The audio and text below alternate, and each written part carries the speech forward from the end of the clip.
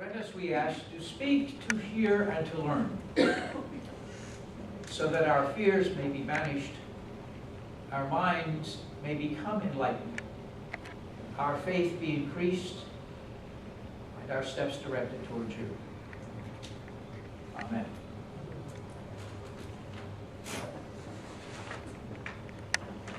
This is by nature not one of those kinds of sermons that people like to listen to because it sounds like a lecture, and I'm hoping I don't make it a lecture because I hate lecture sermons. Liberal religion, and by liberal religion I mean it crosses boundaries. There are liberal Episcopalians, there are liberal Methodists, of course let's not forget Reform and Reconstruction Judaism. There are atheists, there are humanists. So when I say liberal religion, I mean not just Unitarians, but I mean a large swath that knows no label, that's beyond labels. But liberal religion has gotten itself in a mess in this country, and I have done some reading about this, and I'm deeply indebted to the now newly retired minister from Annapolis, Frederick Muir, who had some ideas. And so looking over this and looking at the latest statistics, I came up with some things, so some teasers to begin with.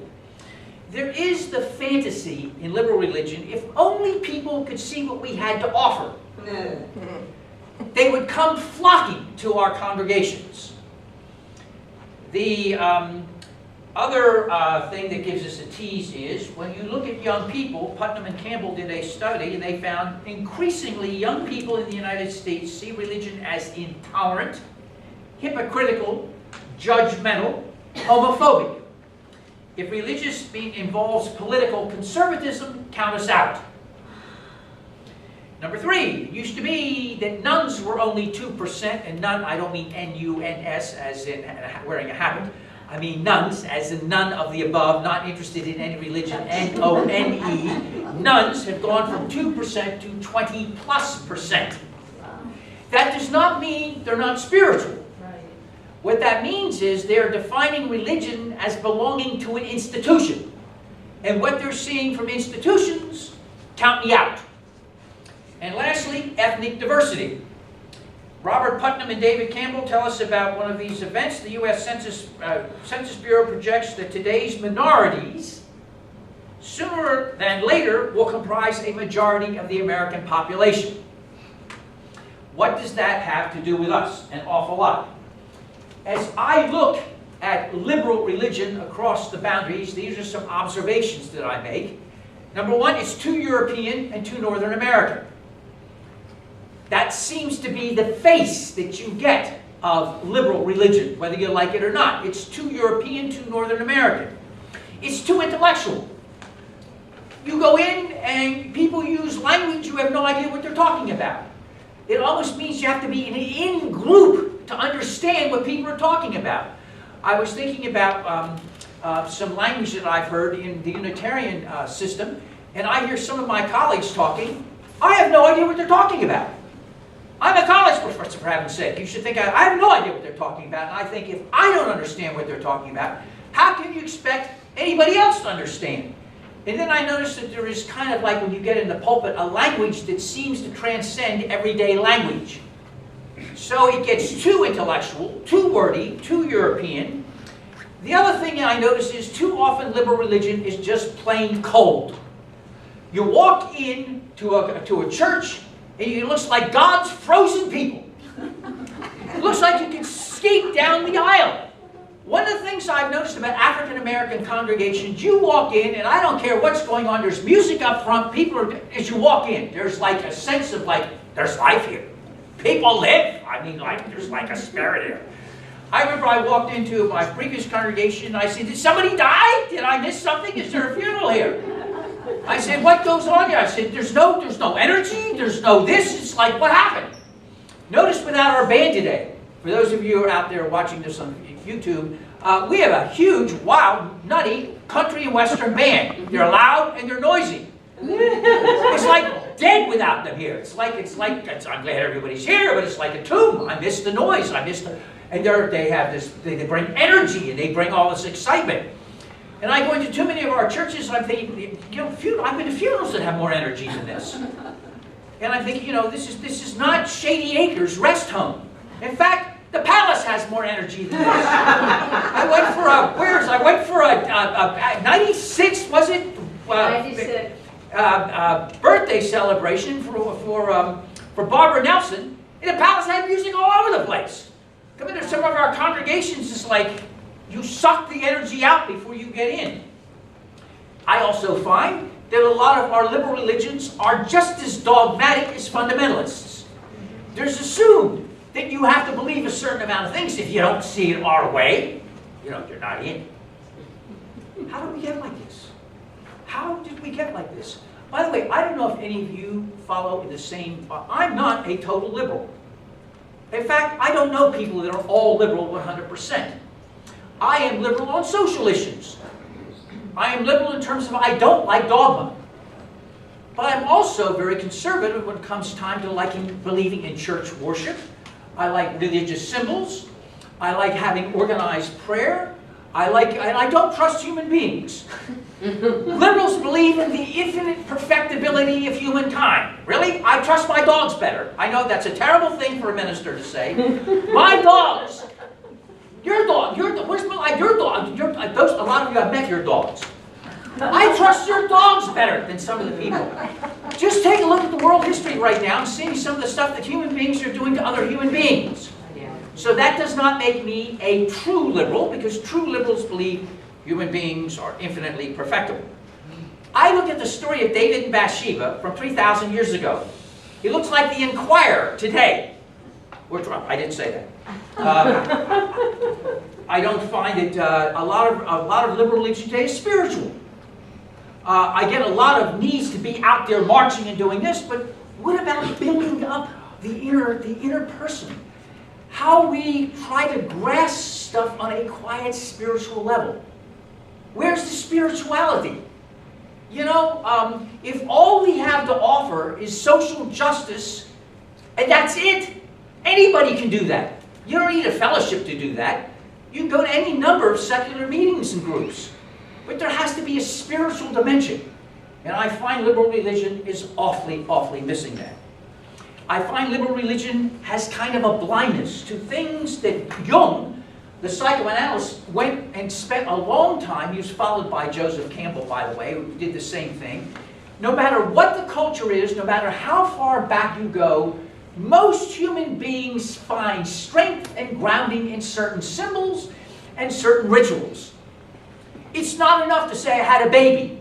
You want to have some kind of ceremony to welcome the baby, and you want to have some kind of ceremony to celebrate life, the mother self, the family self, and the health of a family. It's not enough to say I'm married. Do you know a third of the weddings I do, I get the phone call. I don't know if you've ever had a phone call like this. And I said, let me finish it for you. 4 or 5 months ago, you were married at the courthouse because that's all you needed to do, and now you find something is missing. How did you know? Because I've been doing this for a long while. People miss certain things that speak to them. It's not enough to say, so-and-so died. We need to have a ritual, most of us, to grieve and also at the same time give thanks for the life of the person that was there. There are rituals, there are symbols, there are things that speak to us. If we don't trust those, we're cutting ourselves off from a vast need of most people. Now, Frederick Muir said that one of the things that he found is we have 3 bad things in liberal religion, the bad 3s. He said there is a persistent, persuasive, disturbing, disruptive individualism. You know, and he's right. Like, I can do it all. Me, me, me, me, me, me. And we get congregations that are not congregations that see themselves as a beloved community, but it's all about me. And we seem to be cursed in liberal religion, and it's not just Unitarianism. I've met this in all kinds of groups, with such an emphasis on me, that we seem to attract in liberal religion well-read, fascinating people who are interested in what goes on beyond the town and the county. With that knowledge and interest also comes, too often, a kind of rude I know it all. And then with that rude, I come to know it all, comes, this is the real thing that's a kicker, comes like a super sensitivity when people get pushed back by saying, you know, you're not the only one who knows how to read things. You're not, your point of view is not the only point of view. Am I making sense? Do you know what I'm talking about? Somebody comes up and says, this is the way it ought to be, because I blah, blah, blah. And then you say, you know, yours is not the only point of view. And then people get a pushback. Then they get their feelings hurt. Kind of a passive-aggressive, like I want to always be in charge because it's about me. And we've seen in liberal religion be cursed by the idea, yes, we have individual needs, but that's not what religion is. It's more than that. It's me and you. Me and we. It's all of us. Now, one of the things that one of our members said was right. She said, you know, I'm so glad that when somebody makes a suggestion, it doesn't have to be like the end of the world. When suggestions are made for the good of the group, we embrace. Why? Because it's embraceable. It's to help us all out. One of the things I've noticed, that one of the things I like about here is that when suggestions are made, it's always with the group in mind. What is the best thing for the safety of the group, or the good of the group, or the, you know, how do we grow the group? It's a group thing. It's not just me, me, me, me, me. But we have this thing in liberal religion where we seem to be cursed by individuals forgetting it's more than just me. It's what can we do together to grow together.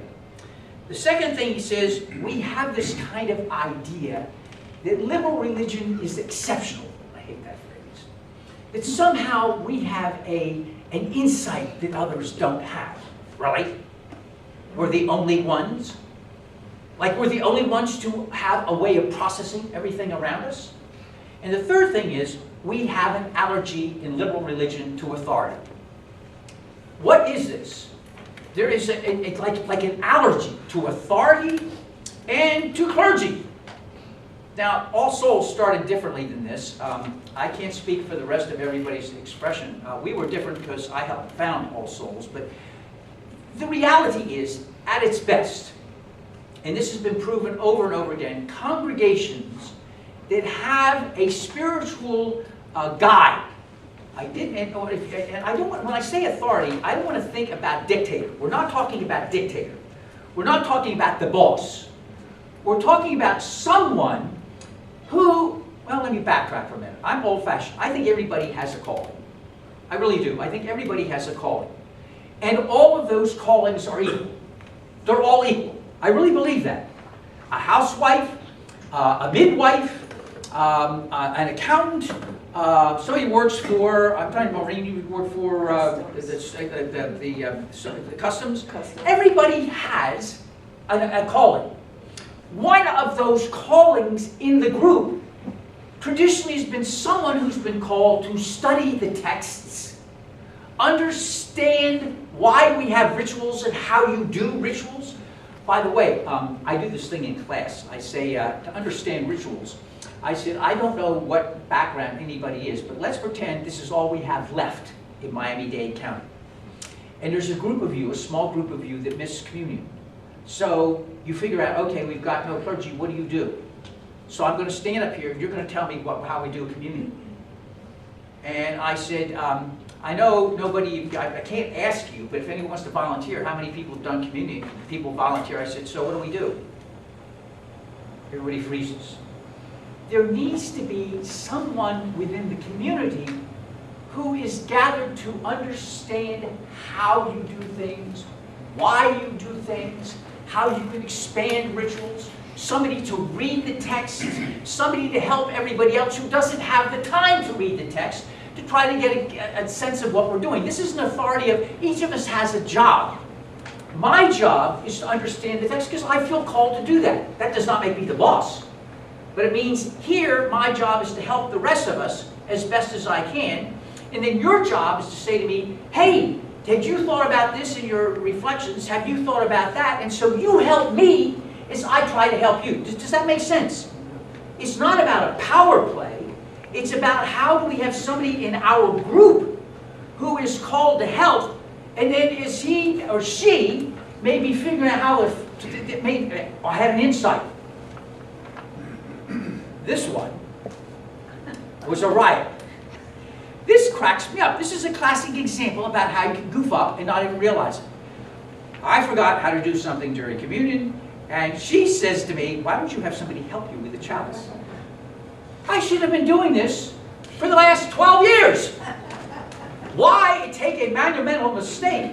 That's the way you work. Yes, Claus is high church. Here's all the rest of it. He goofed up on that one. He's getting a little older. Both.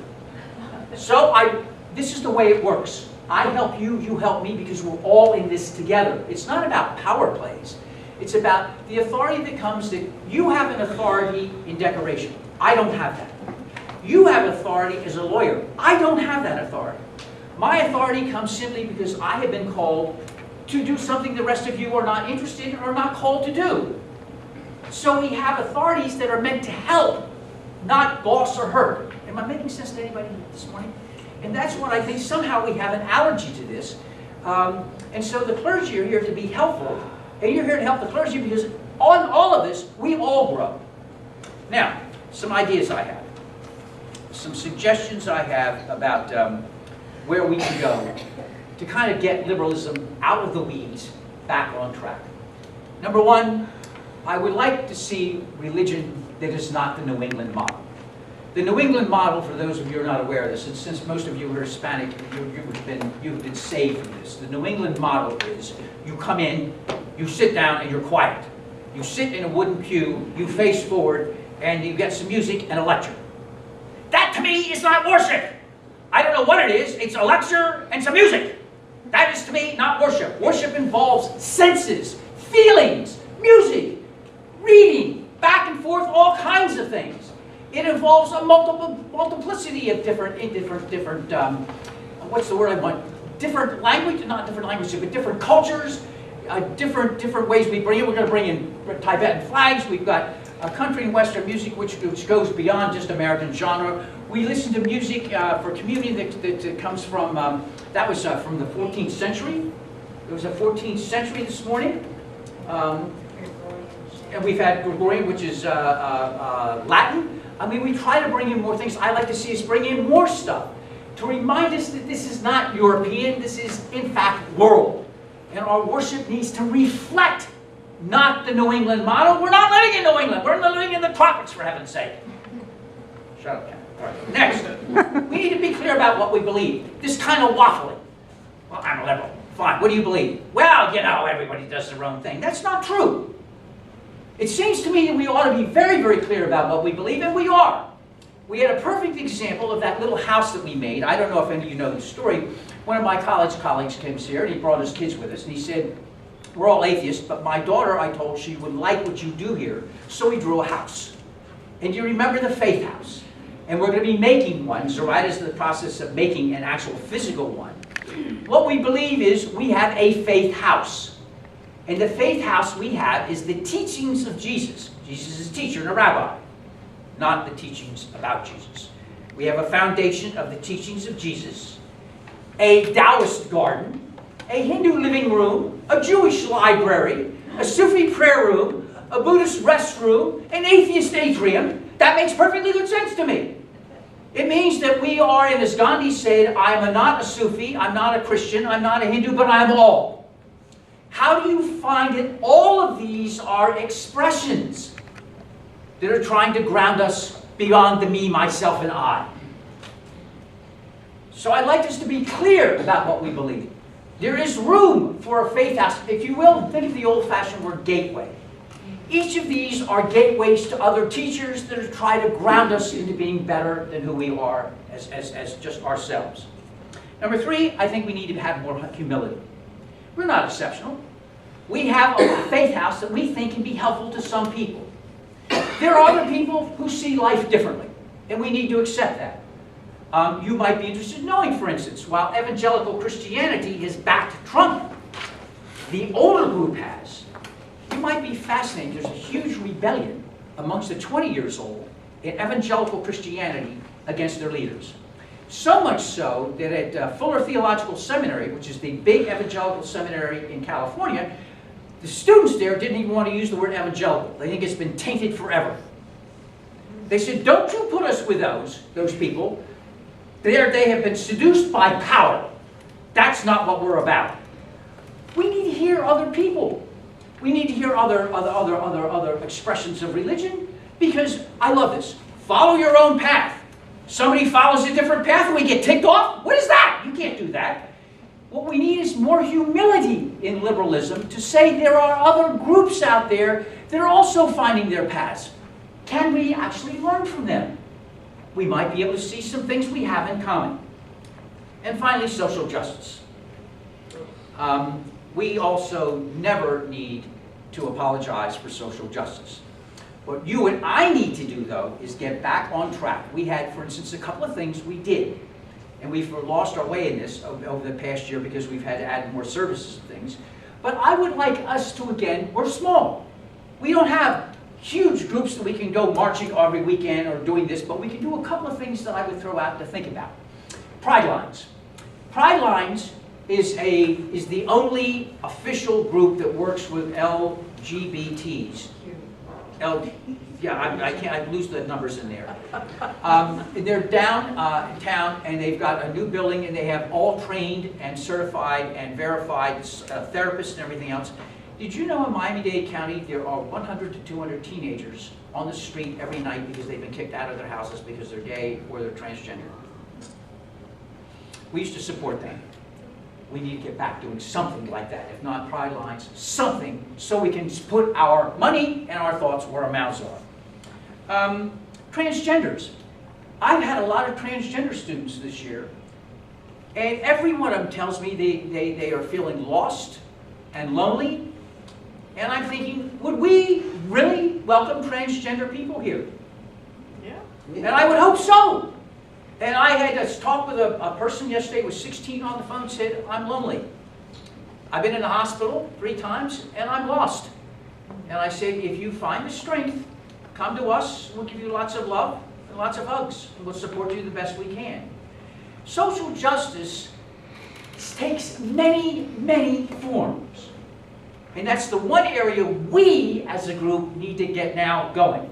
I think we're working on our spirituality. I think we're working on our diversity. But I think, you know, like every liberal group, if we're really good liberals, there's always something we've got to work on. And I think social justice is where we need to set our sights to as well in the next coming year.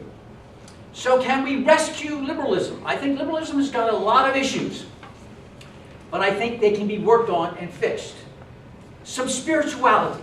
Some religion with energy, knowing what we believe, being kind, being humble, accepting diversity, and remembering others. It's doable. It's doable. Amen.